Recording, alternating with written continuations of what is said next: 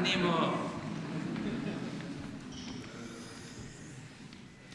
Bueno, vamos a contestar preguntas, todas las preguntas que podamos contestar y iniciamos. Aquí está Francisco Garduño, porque quedamos de responder sí, señor. a el planteamiento sobre Nuevo Laredo. Sí, señor presidente, muy buenos días compañeros. Carlos Cabeza, del Diario de Nuevo Laredo. Pues precisamente, señor comisionado, es una responsabilidad muy fuerte, es un preámbulo que voy a ser muy breve. Los héroes económicos, bien llamados por el presidente, tienen hoy una esperanza.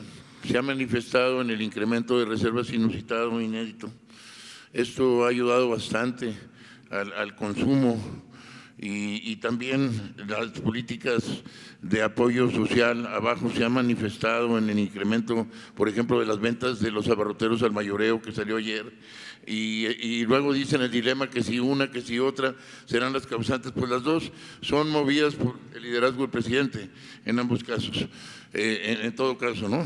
Pero bueno, a mí me preocupa mucho porque he ido varias veces a recibir a los paisanos con el programa paisano, con diputados, senadores, y he visto que luego nada más en tiempos pasados se toman la foto y se van al otro lado de compras. Entonces luego empieza la voracidad de una serie de funcionarios de todos los niveles, a nivel estatal, sobre todo, a nivel estatal, y casi ya no hay policías de hace 15 años en Nuevo Laredo, pero tránsito hay muy poco, pero se las dan, se habilitan para causar problemas a los paisanos. Entonces, me ha tocado ver, ya no voy a abultar más, pero en propia,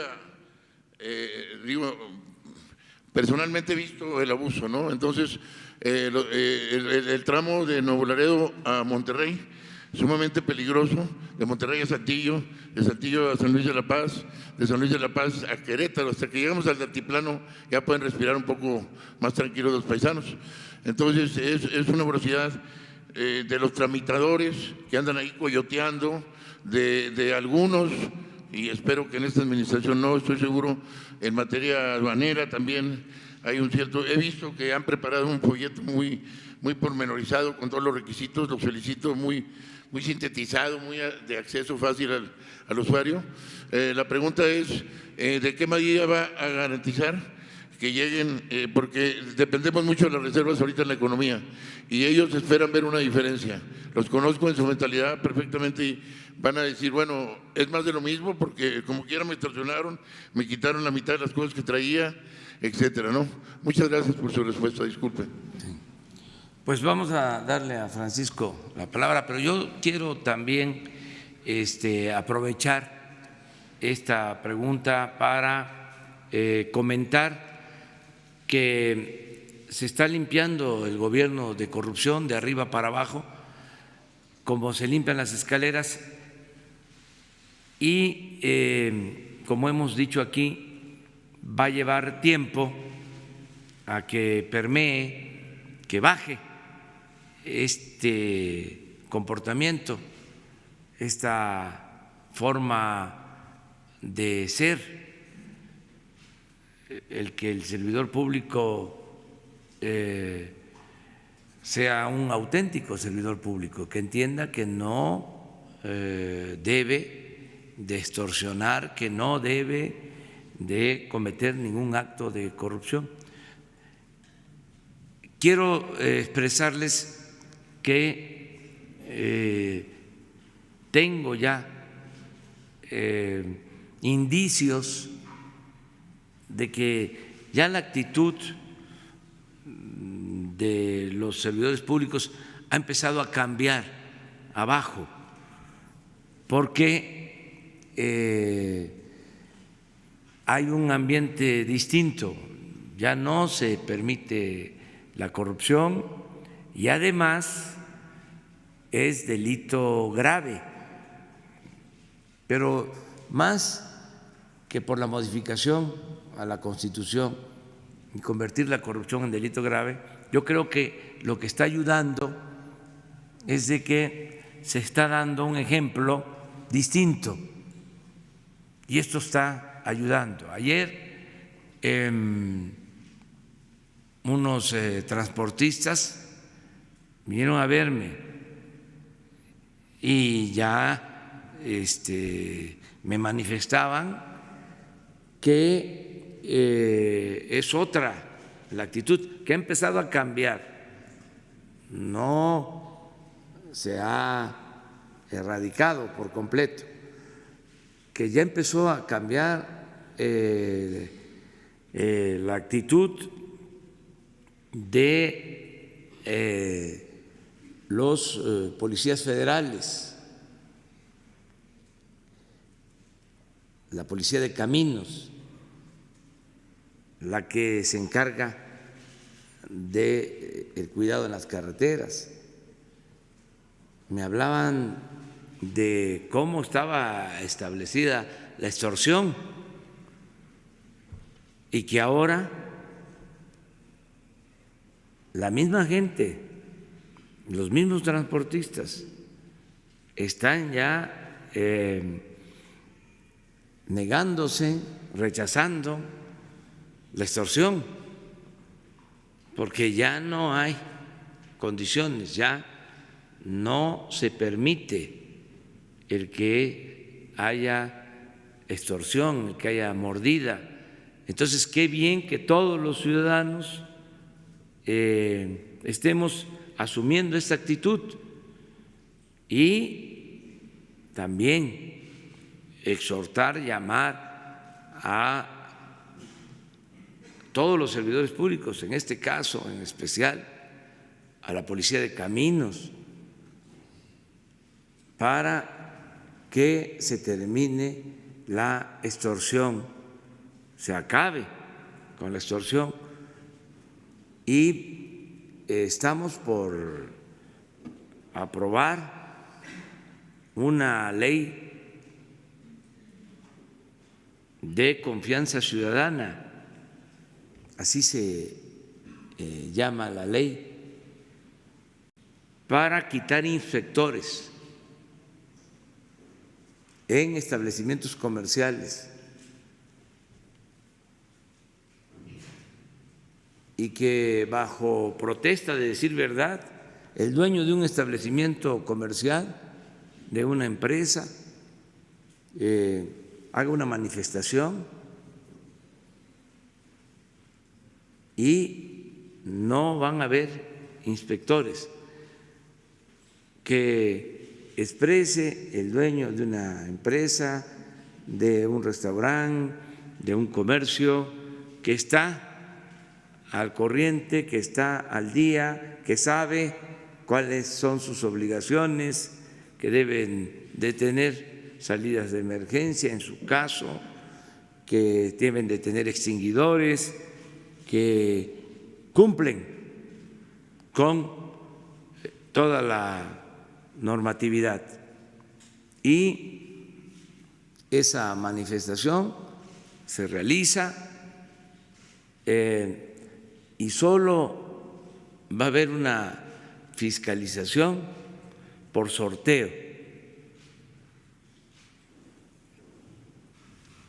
Periódicamente, que puede ser cada año, en compañía de las cámaras de comercio, de las cámaras empresariales, para ver si el ciudadano, el dueño del establecimiento comercial cumplió, y si cumplió, hacerle un reconocimiento. Si no cumplió, entonces sí, fiscalización permanente. Pero vamos a avanzar hacia allá, con el propósito de que no haya extorsión, de que no se esté padeciendo la visita de inspectores en vía pública de manera permanente. Vamos a aplicar esto porque lo que queremos es que no haya corrupción arriba ni abajo, y lo vamos a lograr poco a poco. Por eso el asunto de las aduanas, en el caso de Nuevo Laredo, se entiende la preocupación porque en toda la frontera de Tamaulipas, Matamoros, Reynosa, Río Bravo, Nuevo Laredo, Piedras Negras, Acuña ya de Coahuila, Ojinaga, Juárez y la frontera en Sonora,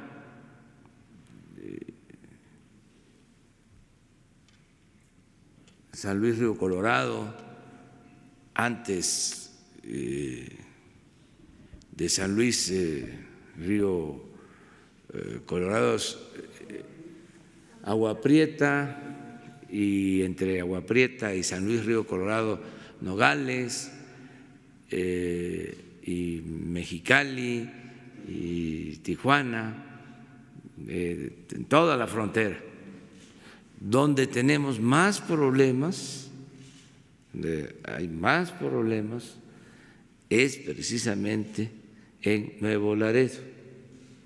Y en el caso de Tamaulipas, ahí en los últimos tiempos hemos tenido más enfrentamientos, más violencia.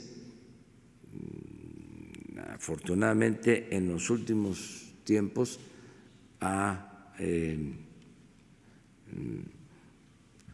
bajado la incidencia delictiva, porque en todo Tamaulipas estaba bajando y nos queda pendiente Nuevo Laredo.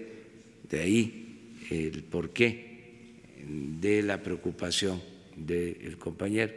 Entonces, ya con todo esto que he dicho, sí, a Francisco, pero todavía algo más, en decirles que es un objetivo, es una prioridad acabar con la corrupción en las aduanas, ¿sí? Y en migración,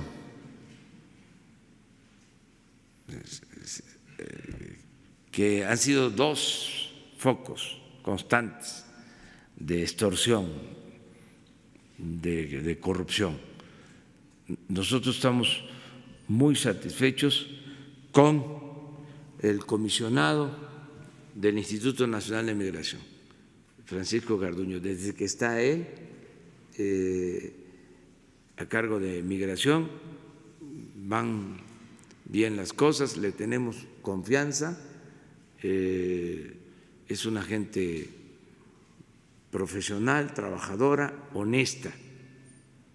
Por eso le damos ahora la palabra para que nos diga qué se está haciendo en materia de migración, aprovechando que se informe, y lo de Nuevo Laredo en particular. Gracias.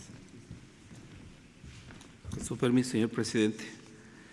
En relación a la pregunta puntual que está haciendo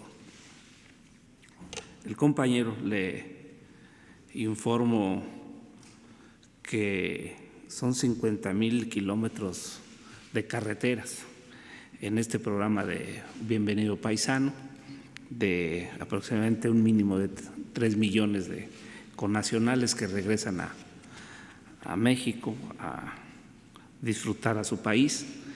Y en el caso del personal desplegado en la zona norte del país, tramo por tramo, está preguntando de la ruta de Nuevo Laredo a Tamaulipas. Aquí serían 219 kilómetros. Aquí tenemos desplegados 180 elementos entre agentes de migración y Guardia Nacional. En la ruta de Monterrey, Nuevo León, a Saltillo, Coahuila, que es el otro tramo que se pregunta, ahí hay 86.6 kilómetros y aquí tenemos un despliegue de 58 elementos. El otro tramo, que también es muy delicado, ruta Saltillo, Coahuila, San Luis Potosí, que son 447 kilómetros, así lo hemos programado para que sea puntual y no únicamente se despliegue un dispositivo sin tener responsabilidades en tramos. En este caso son 447 kilómetros y ahí tenemos a 158 elementos. Y el último tramo de la ruta San Luis Potosí a Querétaro, ya después cuando están aquí en Querétaro no hemos tenido información de que haya problemas en relación a los migrantes de Bienvenido Paisano. Aquí son 512, tenemos un despliegue de 133 elementos y harían en total de la ruta de Nuevo Laredo a Tamaulipas, a Nuevo León, después de Nuevo León a Saltillo, de Saltillo a San Luis Potosí, de San Luis Potosí a Querétaro, tenemos un despliegue de 616 elementos. Esto están cubriendo a 964 kilómetros. En este caso estamos muy atentos. También señalar que el origen en Ciudad Juárez, que es el puente internacional Córdoba de las Américas, donde ha habido últimamente problemas, también hay un despliegue muy especial a fin de garantizar la seguridad de los migrantes paisanos que regresan a su país. En este caso estamos muy atentos, llevamos, como señalaba el señor presidente, 14 quejas en relación a pretensiones de extorsión a compañeros con nacionales que han regresado. De estas 14 quejas, 9 corresponden al Instituto Nacional de Migración, otras 2 corresponden a policías municipales, pero inmediatamente se han separado del cargo a estos servidores públicos y puestos a disposición a la función pública, que por cierto trae también un despliegue de observadores para atender y evitar y combatir la corrupción. En este caso, sería puntual la pregunta que estaba haciendo el compañero.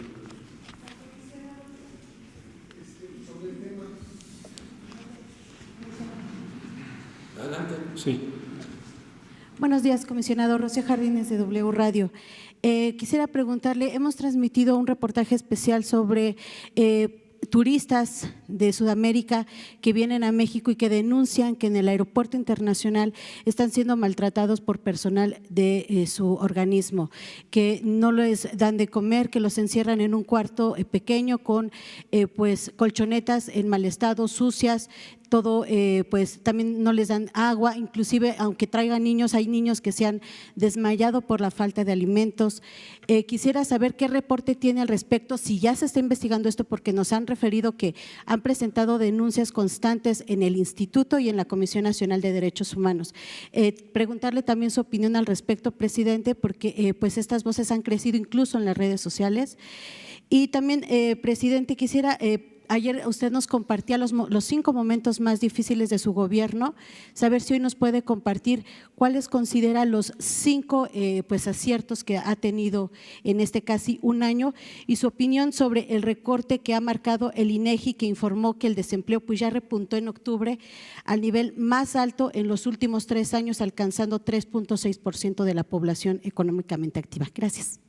En relación a la pregunta sobre el ingreso de extranjeros migrantes al país, no tenemos queja. Hay un observador de la Comisión Nacional de los Derechos Humanos Es evidente que ha ido propagándose este conocimiento, este maltrato que se señala entre comillas, pero yo le invito en especial a usted a que haga una visita, la atiendo y que observe cuál es la conducta. Primero, no es una estación migratoria, son oficinas y evidentemente pues en esas oficinas es donde se les da el trato. En relación a esta también pregunta, la amplió porque en los aeropuertos estaba entrando mucho migrante irregular, que llegaba, como actualmente sigue aconteciendo, vía Brasil, de África, vía de la India hacia Nicaragua, y estaban utilizando también los aeropuertos. Entonces señalaban ellos que venían a hacer un trabajo, que venían ellos a un hotel, no traen dinero, no traen la reservación, no traen los boletos de regreso de avión, la información que dan sobre el trabajo que le están proponiendo es inexistente, pero yo creo es mejor preguntar a la Comisión Nacional de Derechos Humanos cuál es el acontecimiento, y le invito para que haga una visita y dé su versión y su reporte. Sí, todos somos migrantes. Sí, por eso, en este caso le invito para que la información que usted tenga haga una visita, y ahí sobre el sitio usted tenga su visión, corrobore lo que usted está señalando, se denuncie, y si no, pues usted supervise que no son las cosas tal como se indican. Pero cualquier queja en relación a esto, igual está la función pública, está el órgano de control interno, y llevamos más de 382 gente separada del cargo por conductas impropias de corrupción. ¿Por estos asuntos no han tenido reportes, no han despedido a nadie? Tenemos, claro que sí tenemos. Tenemos, y ahí ya cuando usted visite, pues, puede hacer las entrevistas a los agentes migratorios que cubren turnos, y que se ha ido mejorando. Se han abierto más kioscos, se está tratando de que a los migrantes turistas regulares que llegan al país, que son 41 millones de visitantes regulares, se les atienda lo más rápidamente posible, con amabilidad, con agilidad, y evitar este tipo de tramitología que a veces impide o bien provoca este tipo de conductas de corrupción. Sí, gracias. Le tomo la palabra porque sí pregunté al instituto y no me han dado información hasta el momento. Con todo gusto. Gracias. Señor presidente. Bueno, mira, son bastantes los logros por los que me siento satisfecho. El domingo vamos a informar, aprovecho para invitarles a todas, a todos, que nos acompañen, porque es la obra de todo un pueblo, no es asunto de un solo hombre, de un dirigente, es lo que estamos haciendo entre todos, que contribuimos, que apoyamos la transformación del país. Entonces todos tenemos que sentirnos muy contentos el domingo de lo que hemos avanzado. Imagínense lo que significa el que en un año todos los adultos mayores de México tengan el derecho a una pensión.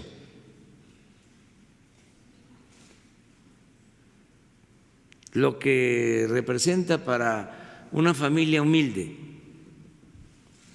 donde hay dos ancianos respetables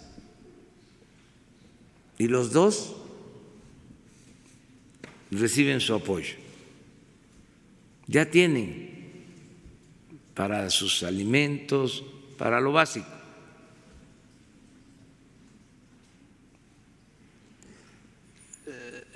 la dimensión humana de esta medida, o de niñas, niños pobres que también tienen su pensión, en familias muy humildes, y que les pueda llegar este apoyo. Y así muchas otras cosas. El que no se tenga corrupción, el que ya no haya lujos en el gobierno. Imagínense lo satisfactorio que es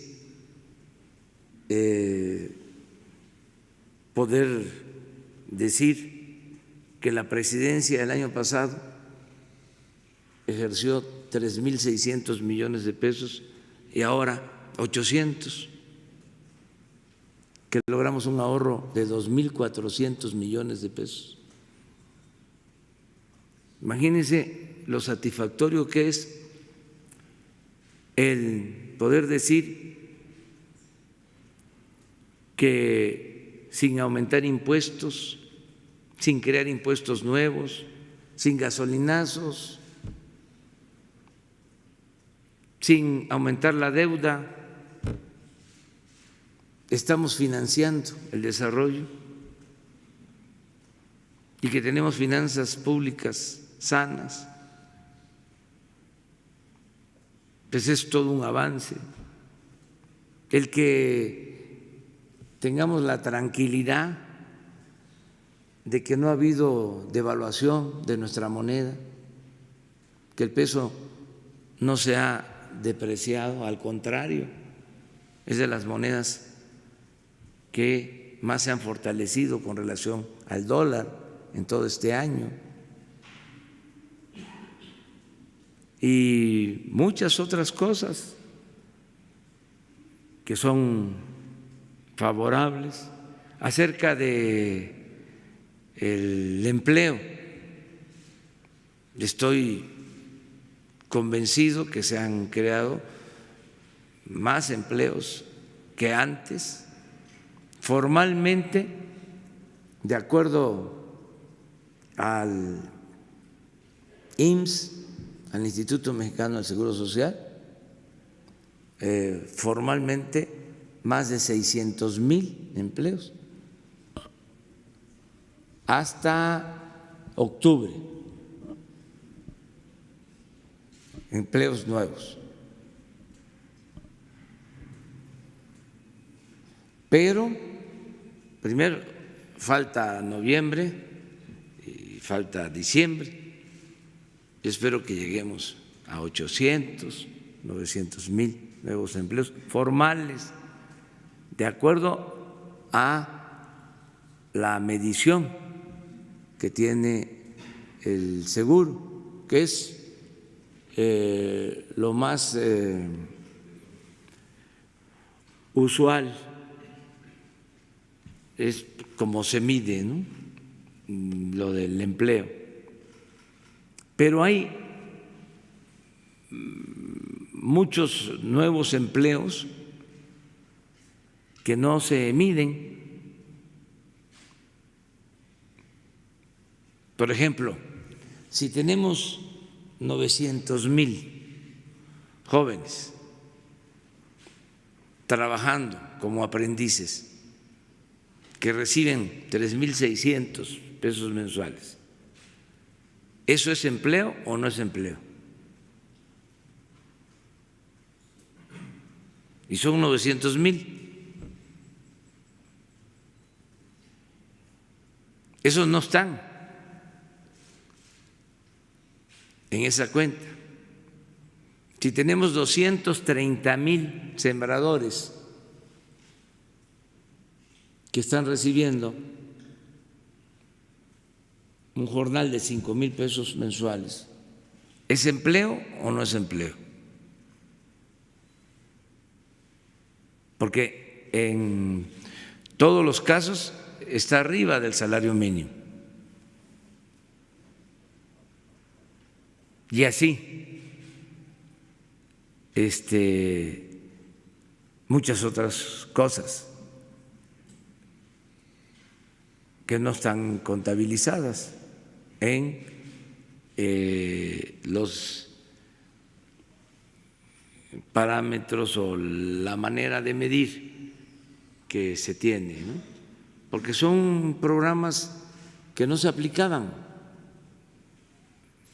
es otro esquema, es otra manera de abordar el tema del crecimiento, incluyendo el factor desarrollo, distribución del ingreso.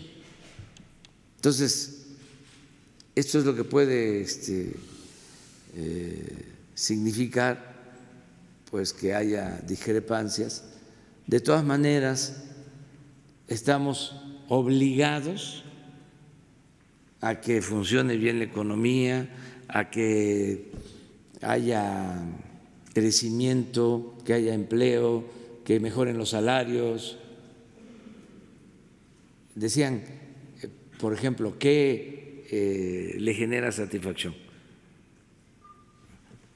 El haber logrado en este año, después de 36 años,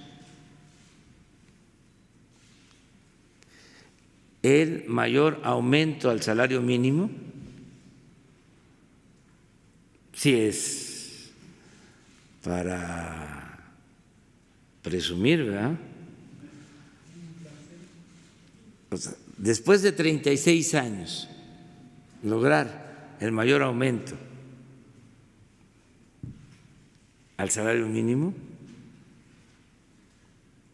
sí es para decir tengan, para que aprendan.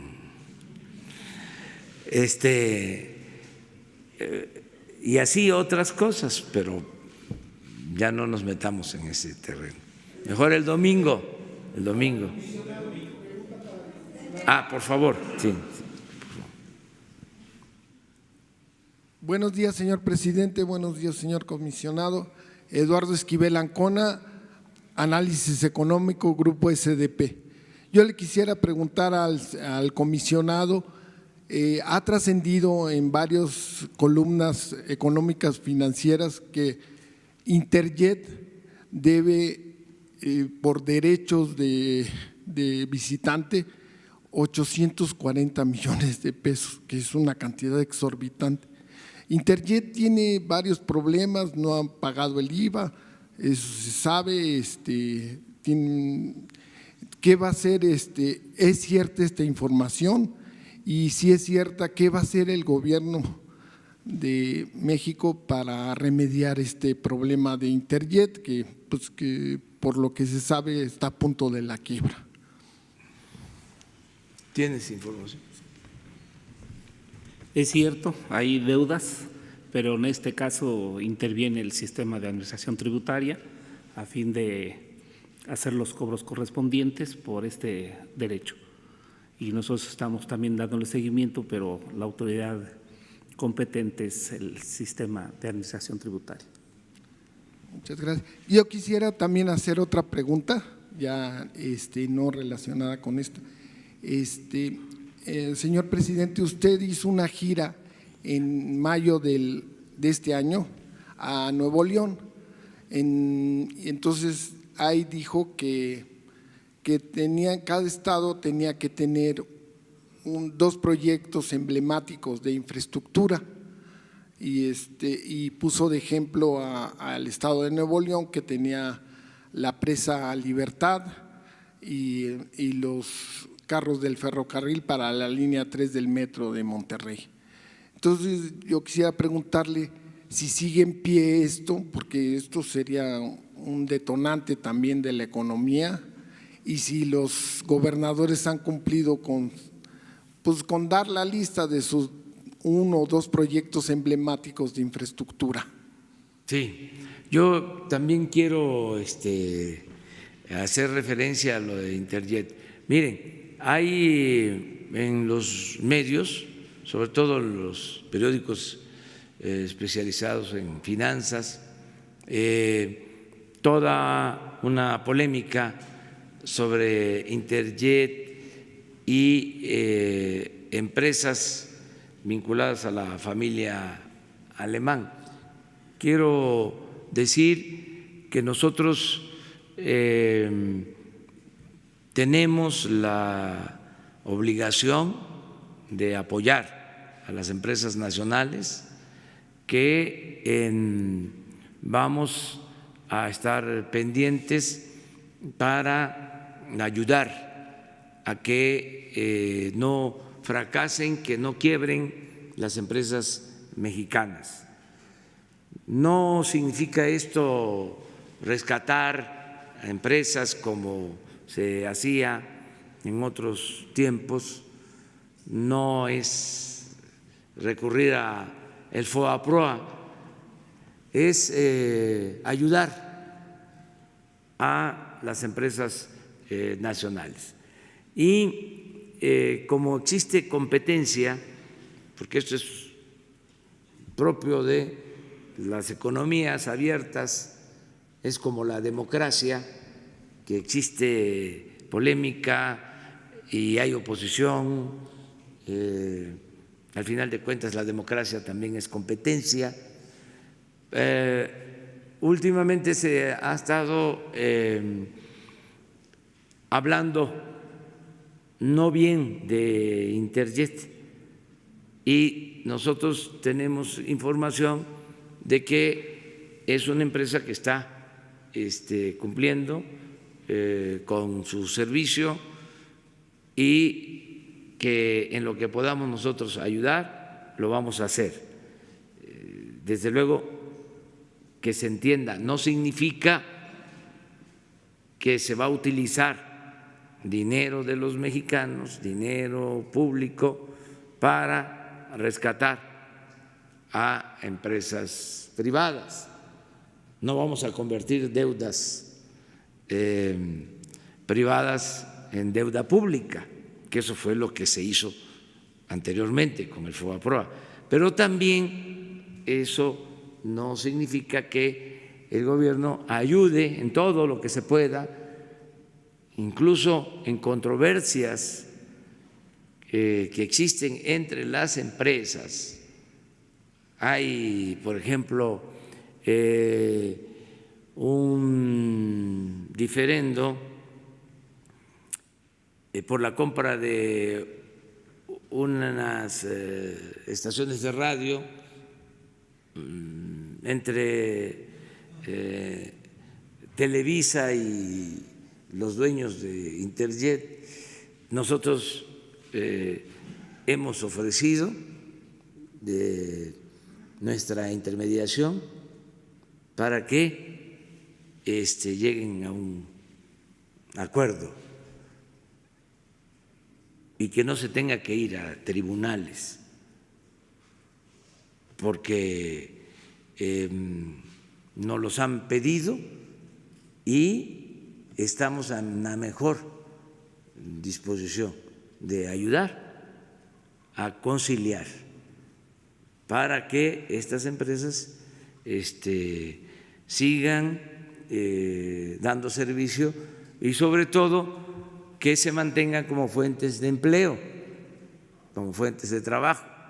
Se cierra una empresa y se afecta a trabajadores. No queremos mortandad de negocios, queremos al contrario, que cada vez estén más fuertes las empresas y que se abran nuevas empresas, porque es abrir nuevas fuentes de trabajo.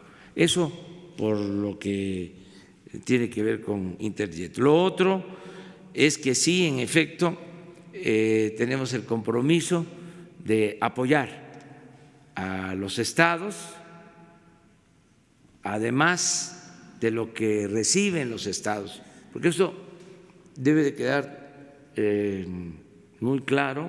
La Federación cumple con entregar las participaciones que corresponden a los estados y a los municipios. No hemos dejado de cumplir entregando la cantidad que legalmente le corresponde a cada estado, a cada municipio. Y a veces hasta se les ha adelantado el monto de las participaciones. O sea que estamos al día. Eso es lo que por ley le corresponde a cada estado, a cada municipio. Ustedes saben que hay un acuerdo de coordinación fiscal donde la Federación recauda, los estados aceptaron esto mediante un convenio, es decir, aceptaron que asumiera la Federación el cobro de los impuestos y que mediante una fórmula se le regresara a cada entidad lo que les corresponde. Bueno, eso se cumple sin demora, no hay una sola queja y ya también no se requiere estar haciendo antesala o cabildeo o implorando al secretario de Hacienda de que entregue. Es un derecho y al mismo tiempo es una responsabilidad que nosotros tenemos. Esto lo explico porque durante algún tiempo llegó a ser más importante el secretario de Hacienda que el secretario de Gobernación, porque era el que entregaba el cheque de las participaciones, el de Hacienda, y podía demorar la entrega o no entregar completo o cobrarse adeudos, que los hay, por ejemplo, en el pago de impuestos. Entonces, por eso el secretario de Hacienda era el equivalente a Su Alteza Serenísima, ¿no? Se le rendía pleitesía. Ahora no. Arturo es un servidor público, Arturo Herrera, un ciudadano, lleva muy buena relación con los gobernadores y a todos se les atiende y es su derecho. Además de eso, de los recursos que corresponden administrar a la Federación, se destinan apoyos a estados. Este es el caso de la presa Libertad en Nuevo León. Tenemos el compromiso de apoyar para que no falte el agua en la zona metropolitana de Monterrey y está autorizado el presupuesto. Y lo mismo con los trenes, y se les transfirieron también los derechos de vía del ferrocarril en Monterrey para una nueva línea de transporte. Y así, en todos los casos, estamos apoyando y vamos a cumplir para que en cada estado haya una obra, dos, en donde participe la Federación. Nos estamos poniendo de acuerdo con los gobernadores de acuerdo a lo que más se necesite, se requiera. Por ejemplo, en el caso de Jalisco, se destinó un presupuesto adicional para terminar el tren de Guadalajara que se estaba quedando. Entonces, yo espero que la Secretaría de Comunicaciones cumpla con el compromiso porque tienen los fondos, se invirtieron 3.500 millones adicionales, ya se tiene el presupuesto y que cumplan para que a final de año ya esté terminado el tren y ya estén los primeros viajes de prueba. Y así en cada estado estamos ayudando y lo vamos a seguir haciendo. Y desde luego la banca de desarrollo, Banobras ha ayudado mucho a reestructurar deudas en estados, en municipios. Las finanzas de los estados y de los municipios en algunos casos quedaron muy comprometidas porque se llevaron a cabo programas de construcción de obras con cargo a las participaciones federales y se endeudaron los estados, no todos, pero sí hay problemas financieros en estados, en municipios que tienen que estar pagando de sus participaciones por obras que se hicieron, que costaron mucho, porque no solo elevaron los precios de las obras, sino que fueron obras financiadas mediante mecanismos no muy transparentes ni muy favorables a la hacienda pública, hospitales, edificios, por ejemplo,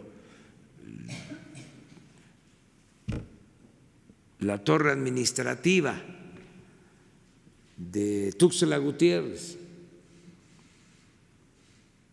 se está pagando.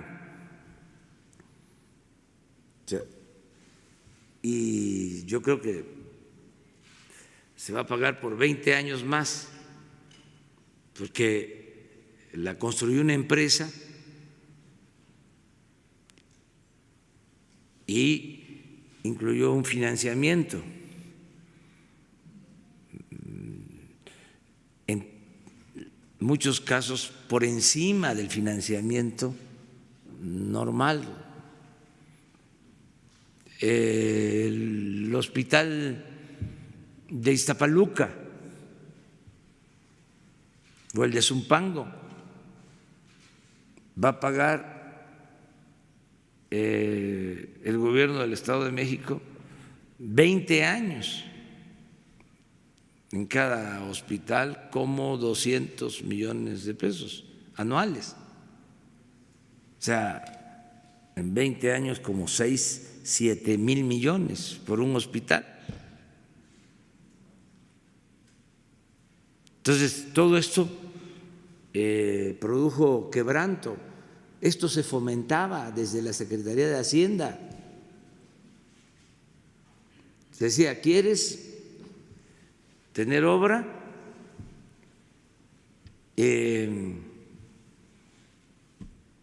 Ahí te mando al constructor con la garantía de que te podemos ir descontando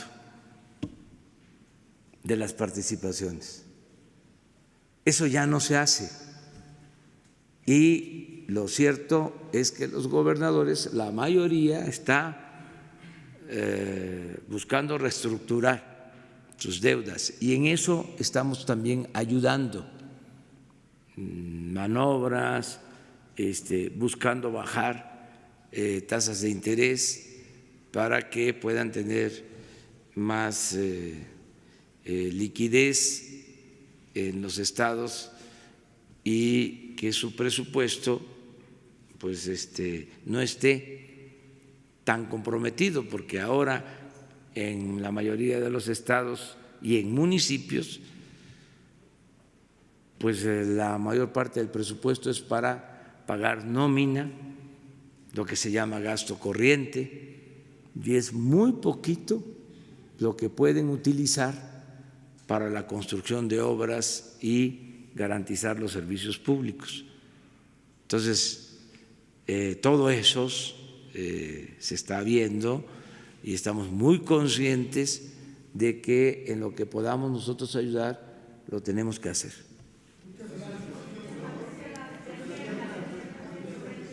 Sobre el tema. Gracias, Sandra Aguilera, de Grupo Larsa Comunicaciones.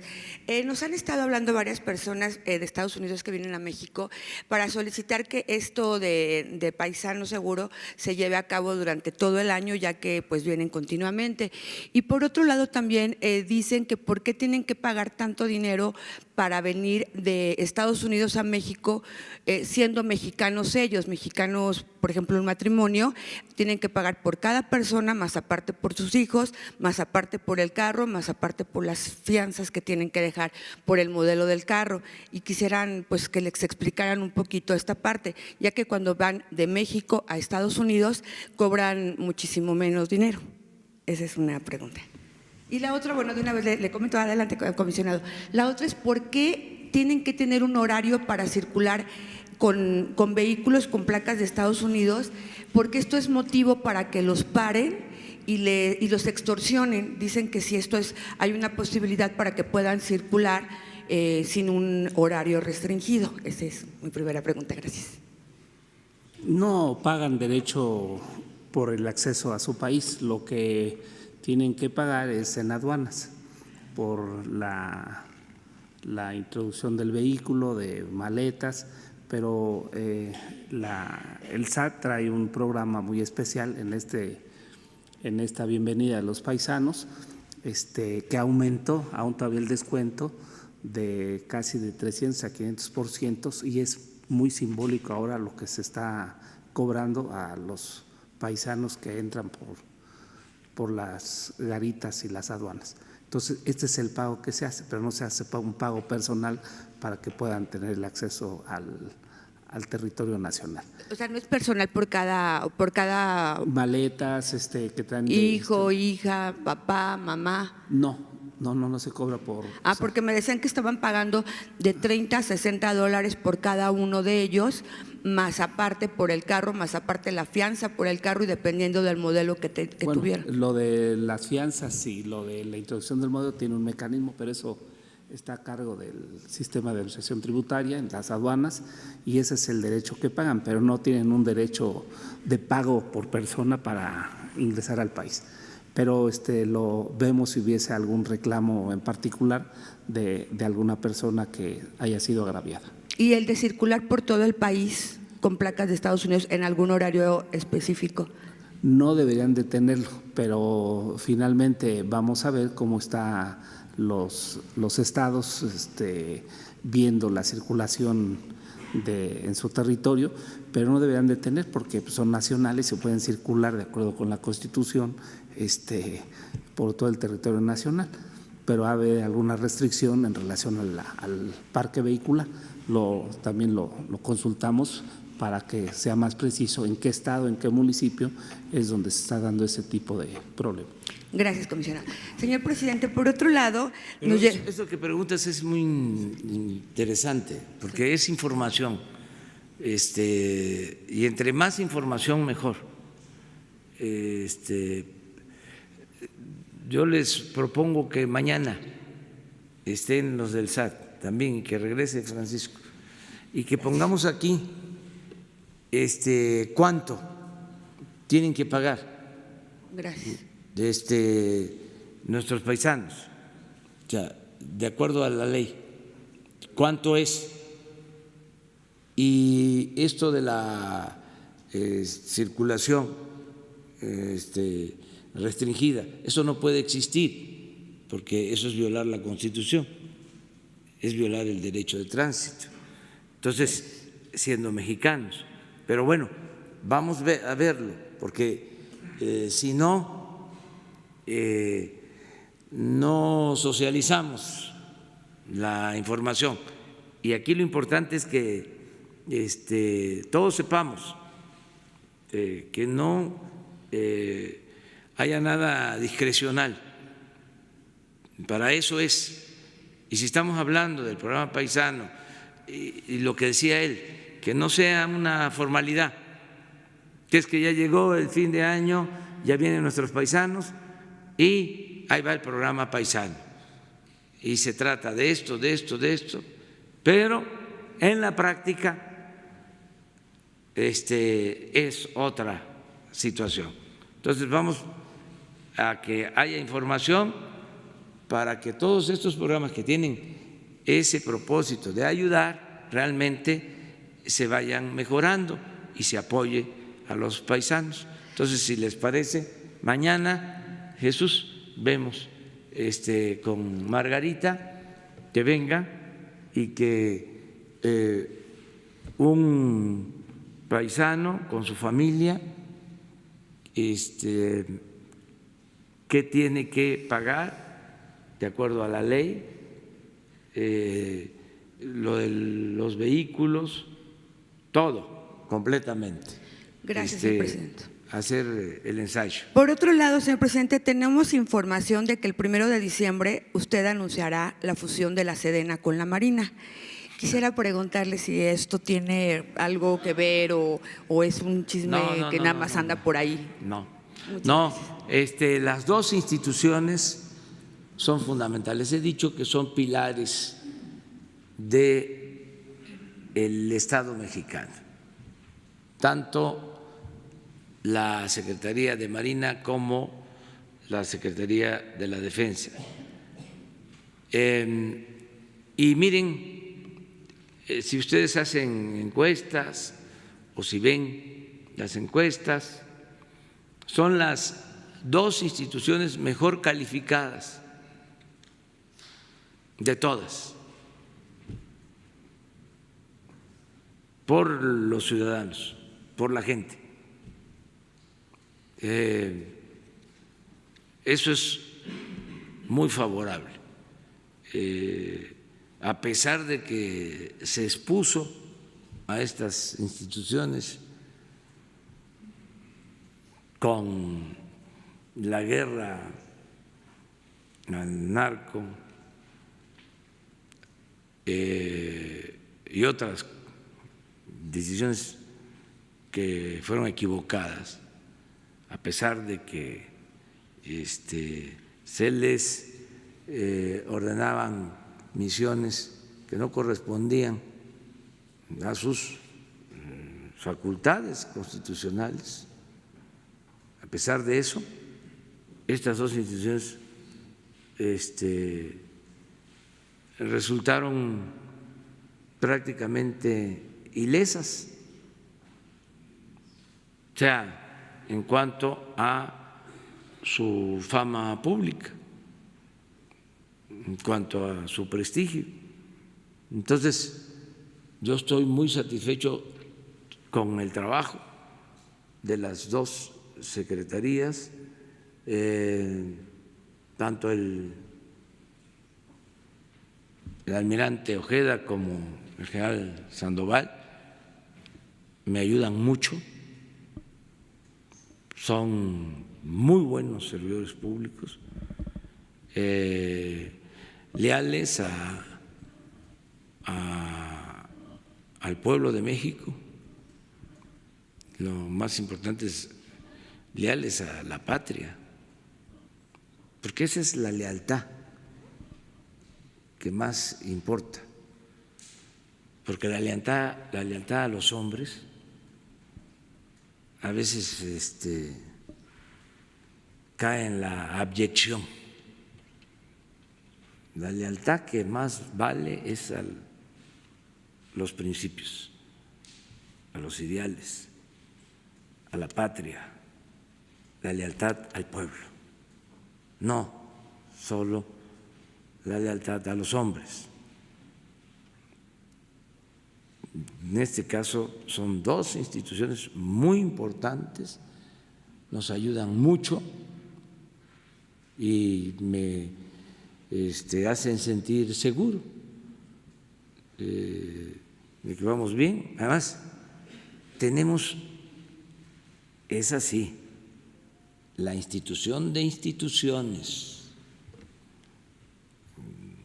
la más importante de todas, la que más ayuda, la esencial, es el pueblo. El pueblo es el que lo puede todo.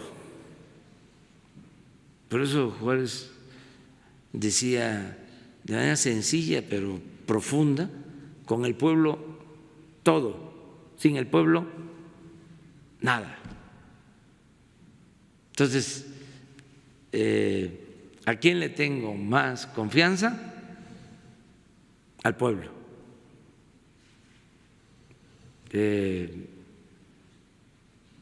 Es nuestro ángel de la guarda, aunque no les guste a algunos. Gracias, presidente. Allá. Buenos días, presidente. Marta Eugenia López, de Radio Habana, Cuba. Y mi pregunta, casualmente, tiene que ver con lo que acaba usted de decir, y es saber si se continúa impulsando el estudio de la cartilla moral, por lo que pensamos que puede ayudar a la mejor comprensión y participación en la cuarta transformación. Esa es nuestra pregunta.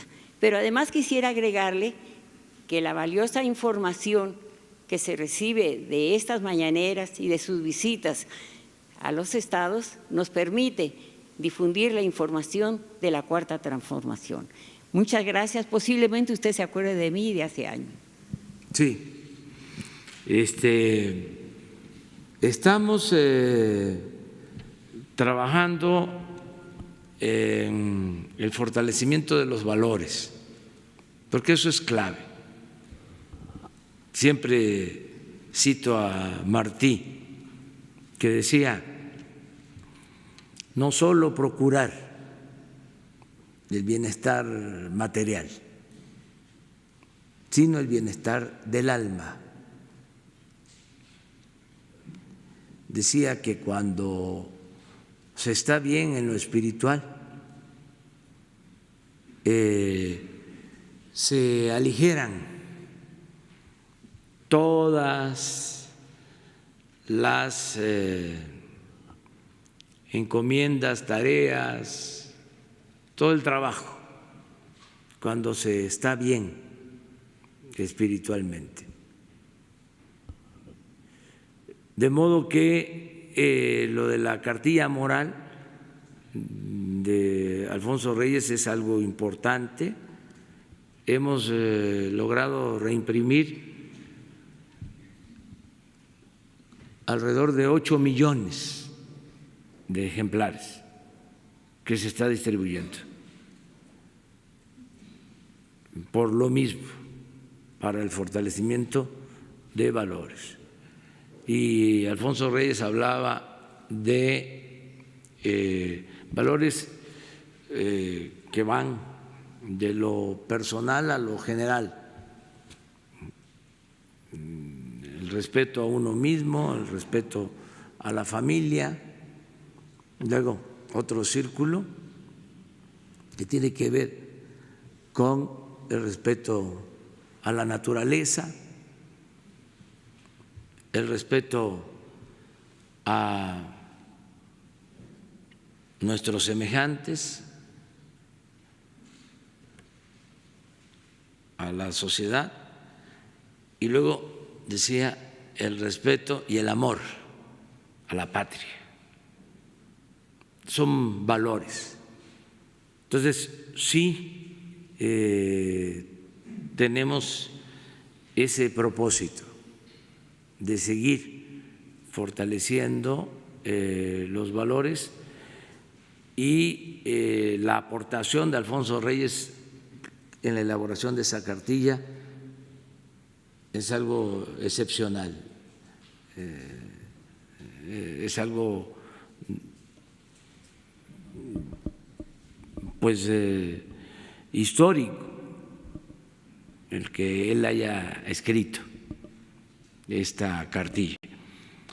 Y vamos ahora a actualizar esa cartilla y queremos que se convierta en una constitución moral.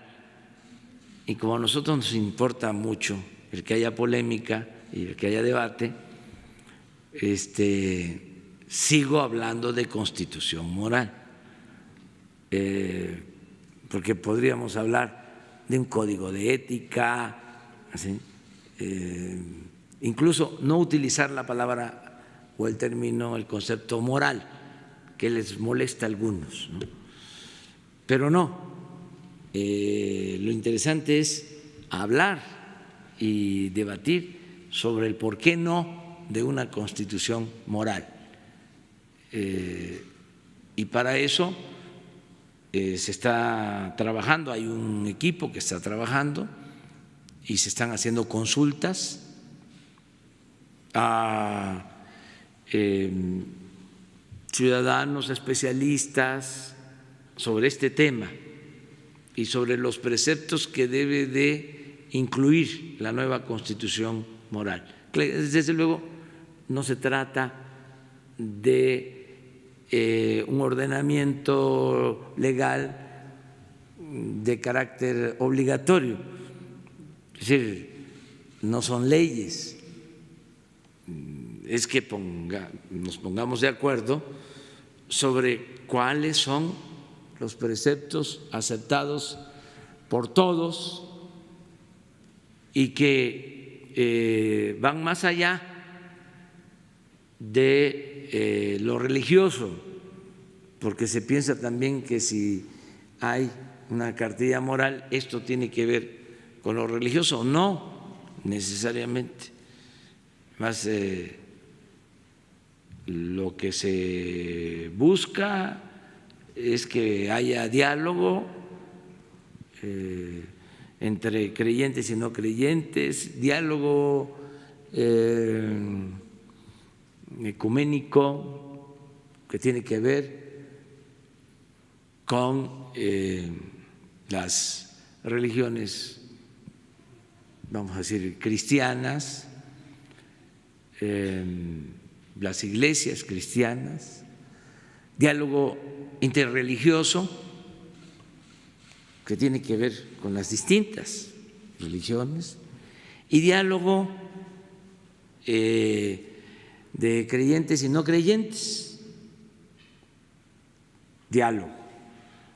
Y de esos diálogos sacar los valores en los que se coinciden y difundirlos para que no sea el individualismo, el egoísmo lo que impere, lo que prevalezca, que esté por encima la fraternidad humana, ¿no? La fraternidad en general, incluida la fraternidad universal. Muchas de las cosas que pasan en el mundo tiene que ver con la falta de la fraternidad universal. Por ejemplo, el desprecio, la xenofobia, la condena a extranjeros, pues es una falta de fraternidad universal. Ahora sí que ser fraterno es pensar que todos tenemos derecho a vivir en este mundo con dignidad, con justicia, que sí existen las fronteras, pero que más allá de las fronteras está la fraternidad universal, ¿no? O sea que nos debemos de respetar todos. Pero bien, nos da mucho gusto que estés aquí,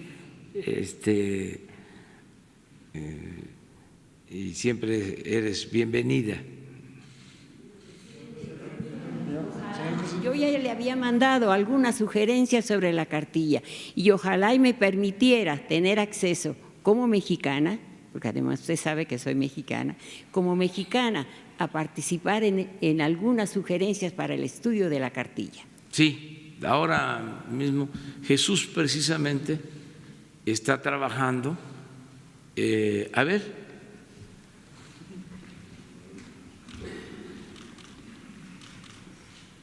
yo creo que aquí.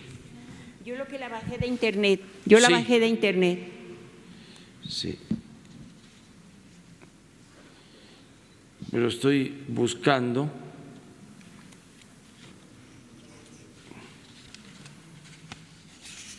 Se le mantuvo el prólogo, la introducción que hizo José Luis Martínez, y estoy buscando a los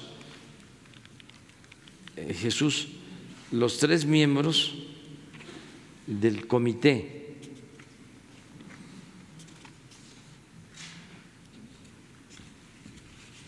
Sí, aquí está. El Comité para la Elaboración de la Constitución Moral. Verónica Velasco es una mujer extraordinaria que también vinculada a la comunicación. Verónica Velasco. José Agustín Ortiz Pinchetti, José Agustín, y Enrique Galván Ochoa. Son los 3 que nos ayudan. O sea, lo hacen a título personal, pero porque José Agustín ahora es procurador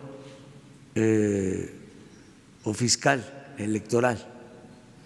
O sea, localizaría alguno de ellos. Es cualquiera de los 3. O sea, ahora con Jesús nos ponemos de acuerdo, te van a dar toda la información.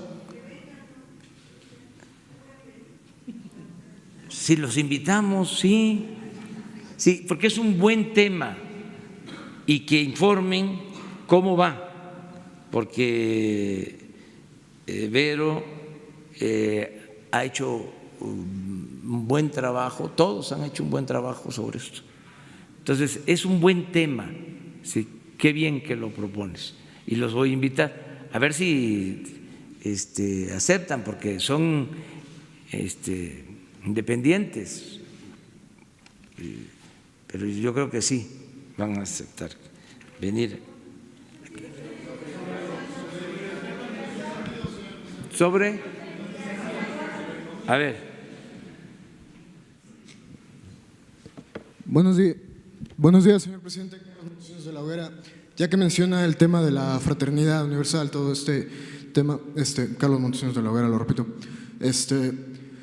a raíz de lo comentado por el presidente Donald Trump sobre catalogar a los cárteles mexicanos como organizaciones terroristas, hubo una respuesta en redes sociales de rechazo a la familia Levarón, con consignas en su contra, exigiéndoles que salieran del país, llamándolos vendepatrias, ataques demasiados. ¿Qué llamado haría usted al respecto? ¿Qué posicionamiento tomaría, dado que, bueno, pues son ataques a esta familia, básicamente? ¿Qué opinión tiene al respecto sobre lo que está pasando ahora con la familia Levarón y el papel que ha tomado en esta circunstancia binacional? Bueno, quedé ayer de no hablar del tema, porque hoy es el Día de Acción de Gracia y reiteramos pues nuestro reconocimiento, respeto a los estadounidenses.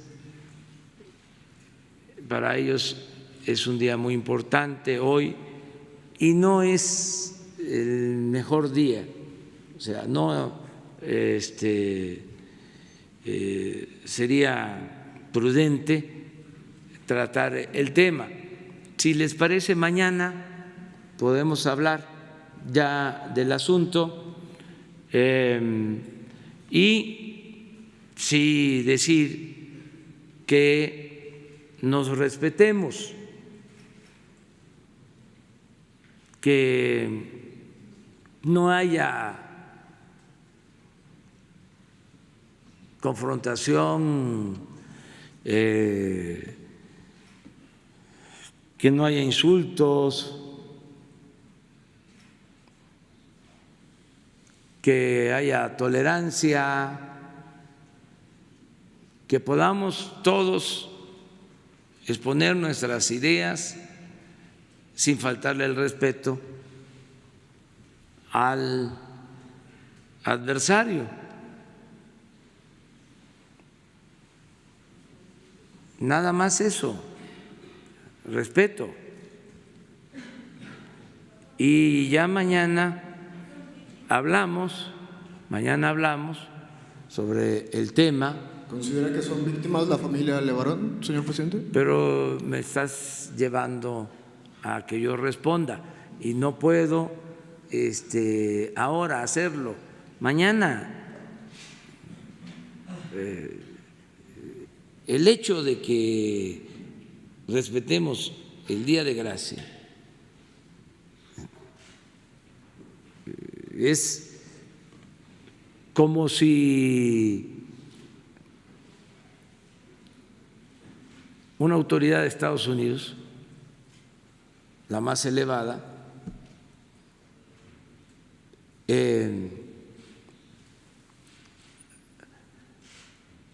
hace una expresión de respeto en un día importante para los mexicanos. Por ejemplo, aunque no para todos, pero sí para muchos, el día 12 de diciembre o el 24 de diciembre o el 15 de septiembre. Entonces, son días importantes para nosotros.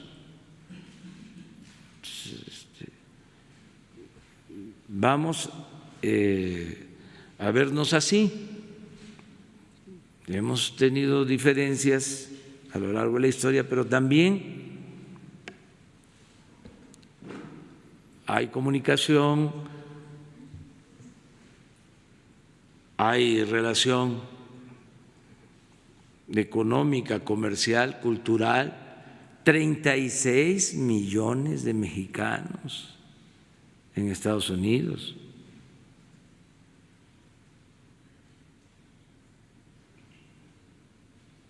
Entonces, lo otro no es que no se vaya a tratar, no tenemos por qué ocultar nada, pero todo tiene su tiempo.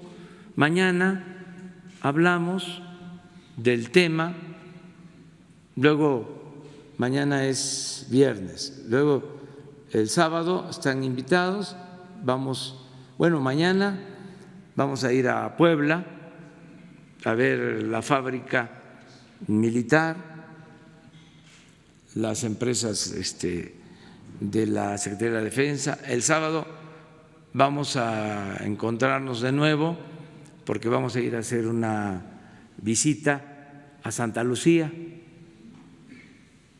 Y el domingo, pues vamos a estar aquí en la plaza. También vamos a hablar, o sea, Entonces hay tiempo para eso. Y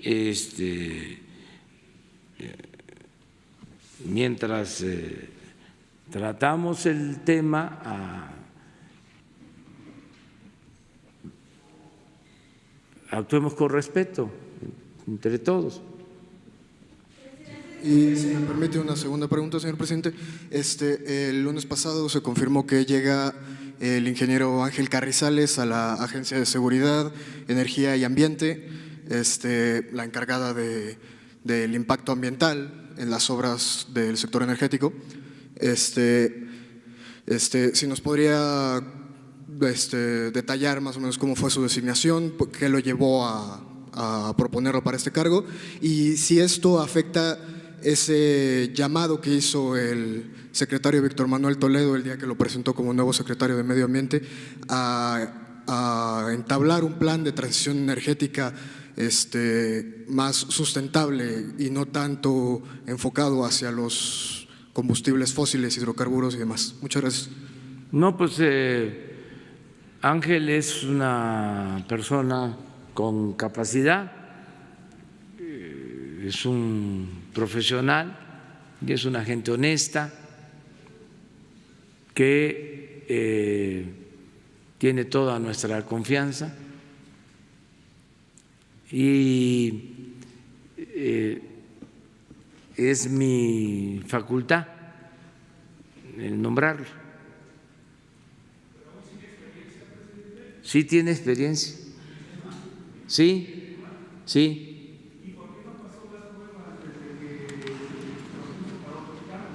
Pues son otras instancias, pero pasó la prueba en presidencia y resulta que a mí me toca nombrarlo. Sí, es una asignación directa porque así está en la ley y lo conozco. ¿Y saben qué es lo que más me importa? Más que la experiencia, la honestidad. Ya para irnos entendiendo mejor. O sea, porque hay quienes tienen mucha experiencia, están graduados hasta en universidades del extranjero, tienen hasta doctorados, pero son deshonestos. Y a nosotros lo que más nos importa de todo es la honestidad. Si hablamos en términos cuantitativos, 90% honestidad, 10% experiencia. ¿Cómo la ven? Porque antes, ¿cómo era? Al revés, 90% experiencia. Buenísimos y además charlatanes. Pero eso sí, muy corruptos, de los que firmaban todo por mantener salarios de 300, de 400 mil pesos mensuales. Gente sin decoro. Entonces, qué bueno que sale el tema, porque en un país con tanta corrupción, lo más importante es que haya servidores públicos honestos, de esos que prefieren dejarle a sus hijos pobreza, pero no deshonra. Esto es muy importante, porque en el periodo neoliberal se elevó, siempre lo digo, a rango supremo la técnica, la economía, por ejemplo, y se subordinó todo lo demás. Y ahora es distinto. Ahora, para nosotros la honestidad es fundamental, la justicia, la democracia, son otros preceptos los que guían al gobierno. ¿Qué lugar ocupan los resultados, presidente? Usted se ha quejado muy constantemente de que el gobierno es un elefante, gracias, de arrastre lento, pesado. Ha pedido usted ayuda no solamente a los ciudadanos, a los propios funcionarios, de que pues, hay que moverlo porque esto está muy lento. ¿En qué lugar ocupan los resultados, la eficacia y la eficiencia en este estándar de evaluación que usted da de la capacidad o no de los funcionarios? Entiendo que es muy importante la honestidad, la experiencia, los conocimientos, porque a veces querer es poder, pero aunque se quiera no se puede. Yo se lo pregunto en ese sentido. ¿Qué valor tienen los resultados de los funcionarios en el gobierno en este contexto que acabo de mencionar? Lo de la honestidad es importante, porque si el director de Pemex es honesto, ¿sí?, va a garantizar que no se entreguen contratos que perjudiquen a la nación y beneficien a particulares. No voy a hablar de los directores de Pemex que han habido, sí, pero esos directores de Pemex, sobre todo los más mencionados en los últimos tiempos, uno de los más mencionados en los últimos tiempos, en una de esas, a ver, busca ahí en el internet de favor, porque a lo mejor tiene maestría y tiene doctorado en el extranjero. Uno de los directores de Pemex, de los más famosos, a ver, búscalo. Va a ver, van a ver ahorita a lo que me refiero. Pero me refería a los resultados. Bueno, Salinas de Harvard, doctor en Harvard, nada menos que el padre de la desigualdad moderna. O sea, para nosotros lo más importante es la honestidad. Y hay otros factores o otros requisitos, vamos a decir, ¿no? El que trabajen, porque también pueden ser honestos, pero no trabajan. Sí, se requiere que trabajen, y luego que tengan conocimiento, o sea, en ese sentido, digo, que sí, alcancen los sí, objetivos. pero en el orden de prioridades, para nosotros lo principal, o para mi caso, como responsable del Ejecutivo, lo más importante es la honestidad, porque el principal problema de México fue por muchos años la corrupción. Nada ha dañado más a México que la deshonestidad de los gobernantes. Nada. Entonces, si lo que queremos es erradicar la corrupción, limpiar de corrupción al país, pues ¿qué necesitamos? Servidores públicos honestos, incorruptibles, que resistan las tentaciones del dinero, que no tengan precio. Eso es lo más importante, porque si no, no se logra nada. Todo se fuga, no rinde el presupuesto, no alcanza, y hay que estar aumentando los impuestos, bolseando a la gente para mantener el gobierno o endeudando al país. La corrupción es un cáncer.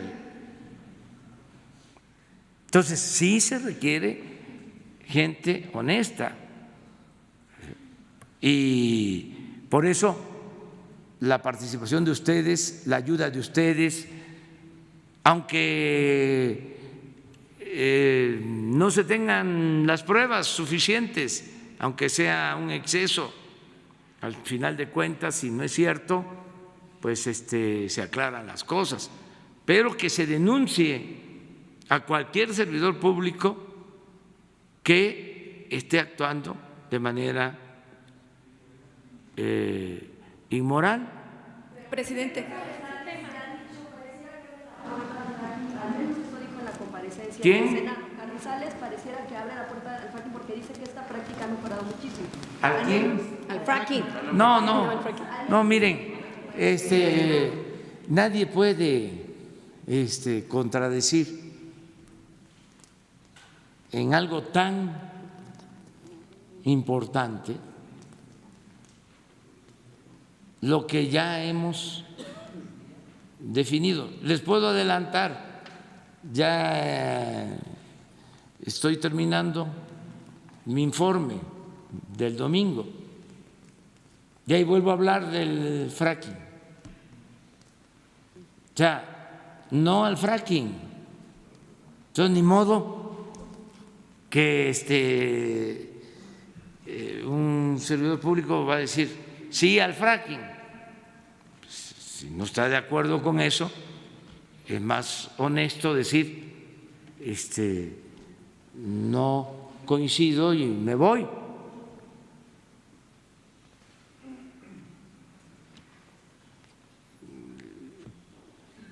Ahora viene, aquí aprovecho, porque a mí me sirve también, ahora sí que te lo digo a ti, puerta, para que lo escuches tu ventana.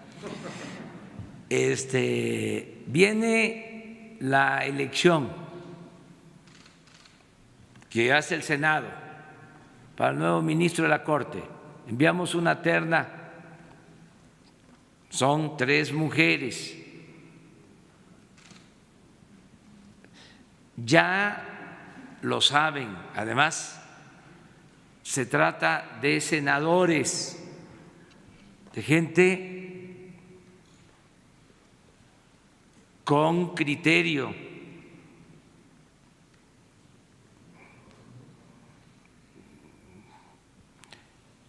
gente que ejerce su libertad, que actúa con independencia,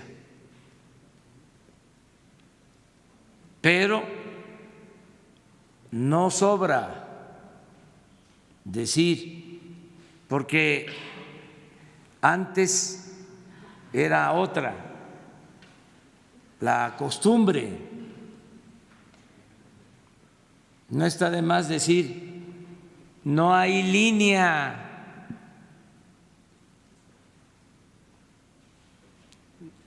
no simulamos. ¿Cómo se hacía antes? Se mandaba una terna, pero con palomas mensajeras o con halcones.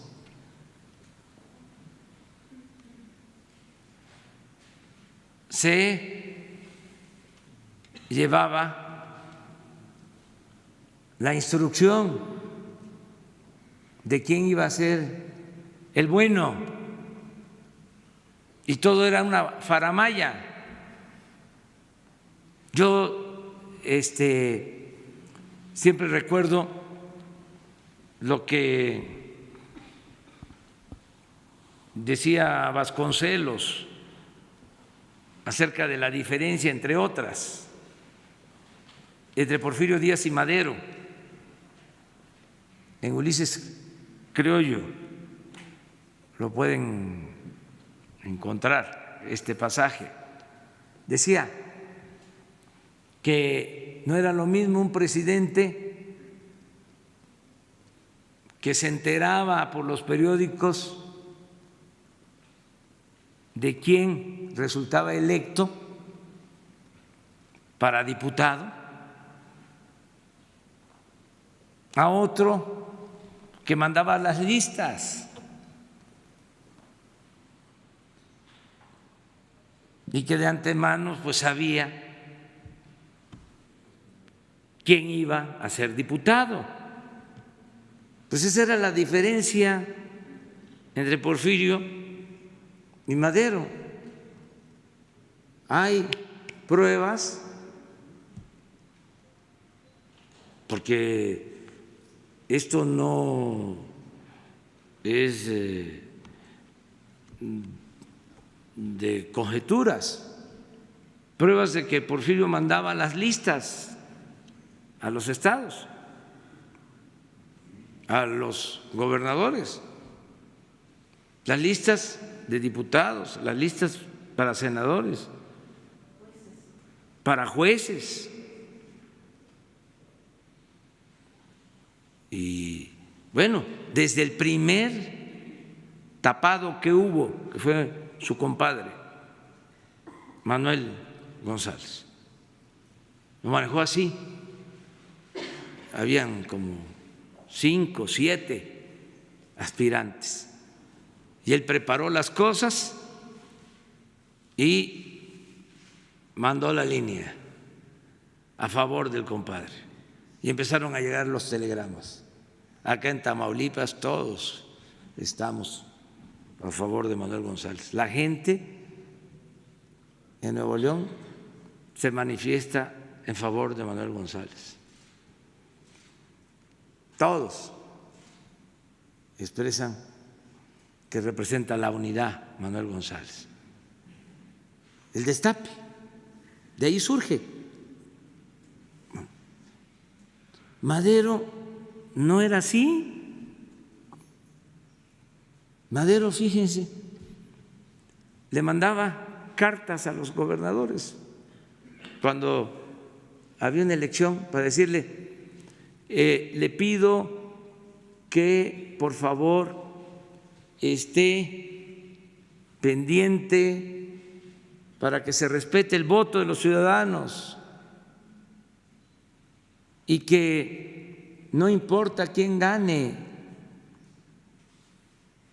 sea el que sea, lo más importante es respetar la voluntad del pueblo. Ese era Madero. Hay una carta que es estremecedora porque se la manda a Jerónimo Treviño, que había estado como hombre fuerte en Nuevo León más de 30 años. Había estado en el Porfiriato, nada más se hizo a un lado, o lo hicieron a un lado, cuando llegó como hombre fuerte Bernardo Reyes. Pero luego que cae de la gracia Bernardo Reyes, Porfirio vuelve a sacar a Treviño como hombre fuerte. Y se queda ahí Treviño después de la salida de Porfirio Díaz. Sigue como hombre fuerte en Nuevo León. Y vienen elecciones y le escribe el presidente Madero a Treviño que sus prácticas políticas pues eran otras. Entonces le manda a decir: cuide por favor que el voto sea libre. Un hombre bueno, Madero. Entonces, en este asunto de la terna, porque he escuchado de que ya están hablando de que estoy a favor de una de las integrantes de la terna. No, Cuando las invité, les dije de que eran los senadores los que iban a decidir libremente, pero no está de más recordarlo y que todos los senadores sepan de que no hay favoritismo, que son ellos los que van a decidir, también para que no vaya a salir un salamero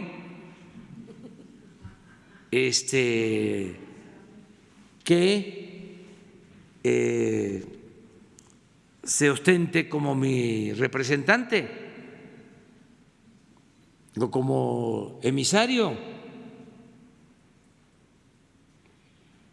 Salamera o salamero, porque ahora hay que utilizar lenguaje de género.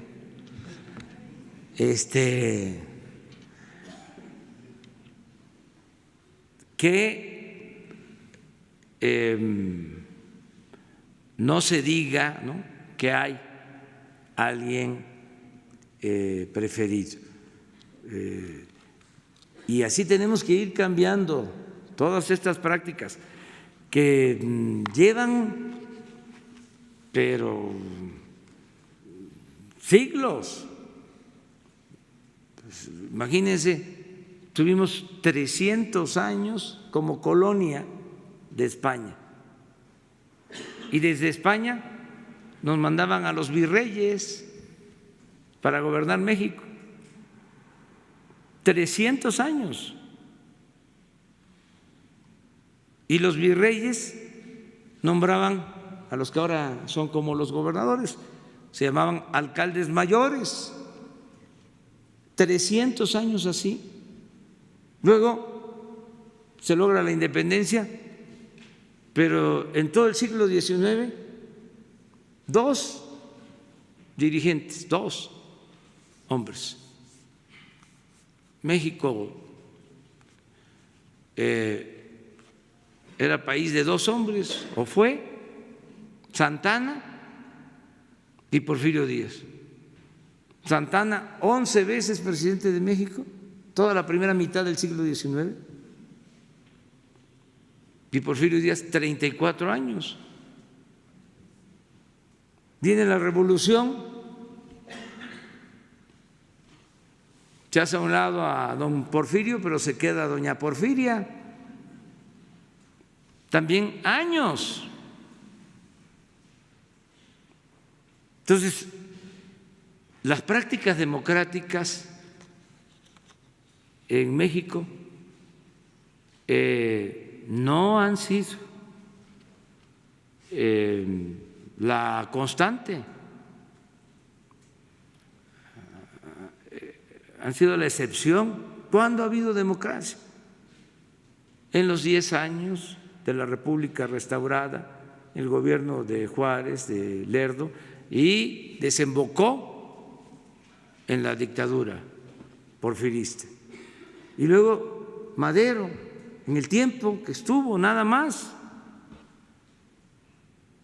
Y ya, hasta ahora, porque muchos pensaron que en el 2000 se iba a establecer la democracia como forma de vida, como forma de gobierno. Y miren lo que sucedió.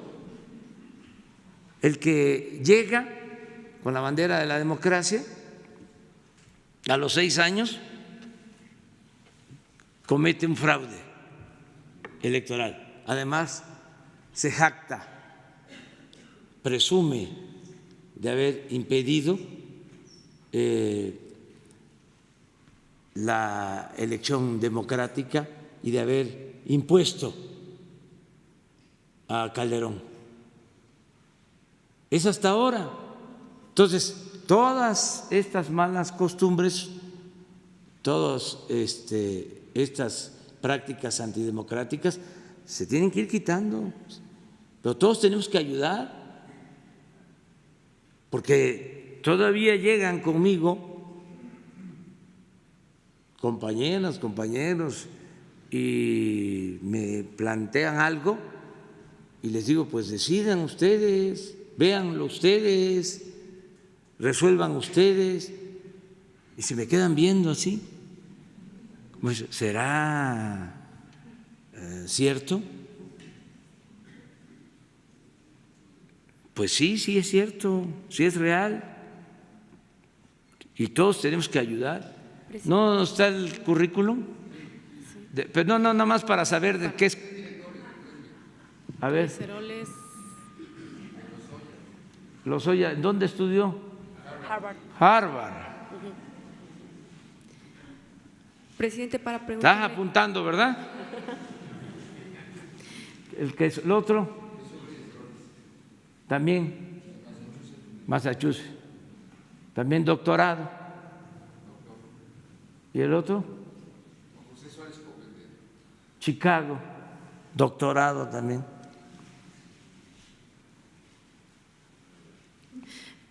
Presidente, bueno, ya nos vemos mañana. La última pregunta, sobre las aduanas justamente le quiero preguntar. Ya mañana, ya se nos fue el tiempo. Estuvo muy interesante el día de hoy. Eso. Cuando Grupo Imagen. Además, aclarar que porque hasta nos pasa a nosotros. Vamos a una ceremonia, vamos a un acto y empiezan a mencionar a los funcionarios. Doctor fulano de tal, doctora fulana de tal. Y mucha gente piensa que son médicos. Entonces, que se vaya sabiendo de que en el nivel profesional hay básicamente 3 grados: licenciatura, que un médico tiene nivel licenciatura, un contador público tiene nivel licenciatura, desde luego un abogado es nivel licenciatura. Luego hay otro grado que es maestría, por eso también dicen el maestro, pero no es que sea maestro de escuela, es que tiene grado de maestro. Y luego el doctorado, y hay hasta postdoctorados, más que esos serían ya muy especiales. Oiga, presidente, ¿qué pasó con su propuesta? Aprovechar esto, mande. Su propuesta.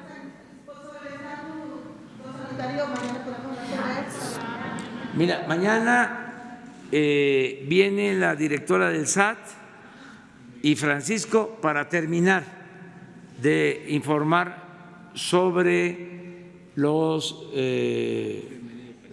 paisanos, sobre los migrantes. Sobre recorrer las aduanas 20 kilómetros adentro, cuando usted era presidente de Morena, lo recordará, Grupo Imagen y Multimedia de manera exclusiva cubrió todos sus recorridos. Mucho antes de la campaña y de la precampaña, usted traía una idea que también estuvo en sus propuestas de campaña, el recorrer 20 kilómetros hacia adentro las aduanas, ¿no? Para que no estuvieran en la línea fronteriza. ¿Qué es lo que ha pasado con esta propuesta? ¿Por qué? Porque cuando uno va al norte del país en el marco de los recorridos de sus giras, hay empresarios, hay trabajadores que de manera insistente se han acercado a nosotros, a Grupo Imagen, a preguntar sobre esa propuesta. Dice, el presidente no ha hecho ningún tipo de alusión en este sentido, ¿se va a cumplir, ya no se va a cumplir? Sí. Y nada más a ver en economía de tiempo, por favor, si me lo permite, si ya Marcelo Ebrard estableció contacto con Mike Pompeo, por lo menos para que lo reciba. Muchas gracias. Eso lo va a contestar Marcelo. ¿Hoy lo va a contestar? Sí, yo espero que hoy. Y lo otro, sí está en pie el recorrer las aduanas del lado nuestro. Ya empezamos desde enero con la creación de la zona franca. Ya en toda la franja de la frontera norte ya bajó el IVA del 16 al 8%, el impuesto sobre la renta al 20%, los combustibles, lo que vemos aquí en la mañana, no incluye el costo de los combustibles en la franja, que si aquí en la Ciudad de México el litro de gasolina vale 20 pesos en promedio, allá en Matamoros o en Reynosa o en Nuevo Laredo está 14, 15 pesos, ¿sí? Eso no, pero eso se sostiene y también allá se aumentó el salario mínimo al doble. Entonces ya hay un programa especial para la franja. Lo que hace falta es recorrer la aduana mexicana, 20 kilómetros tierra adentro. ¿Cuándo? Lo vamos a ir haciendo poco a poco porque teníamos que esperar el impacto de la medida de la reducción de los impuestos en la franja fronteriza. Y ahora tenemos más elementos para avanzar en lo otro. ¿Sigue siendo viable? Sigue siendo viable, sí, y es un compromiso. Bueno, muchas gracias. Mañana nos vemos. Mañana.